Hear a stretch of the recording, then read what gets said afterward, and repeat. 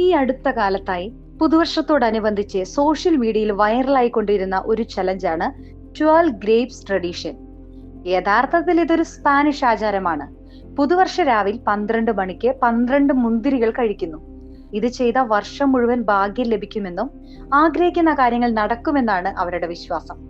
എന്നാൽ നമ്മുടെ നാട്ടിൽ ഈ ട്രെൻഡ് എത്തിയപ്പോൾ അതിന് രസകരമായൊരു മാറ്റം വന്നു. മേശയ്ക്കടിയിലിരുന്ന് 12 മുന്തിരി കഴിക്കുക എന്നതായി പുതിയ രീതി. പലരും ഇതൊരു തമാശയ്ക്ക് ചെയ്യുന്നതാണെങ്കിലും ഒരു വിശ്വാസി എന്ന നിലയിൽ നമ്മൾ ചിന്തിക്കേണ്ട ഒരു കാര്യമുണ്ട്. ഈശോ ബൈബിളിൽ പറയുന്നുണ്ട്, ഞാൻ മുന്തിരിച്ചെടിയും നിങ്ങൾ ശാഖകളുമാണ്. ആരെന്നിലും ഞാൻ അവനിലും വസിക്കുന്നുവോ അവൻ ഏറെ ഫലം പുറപ്പെടുവിക്കുന്നു.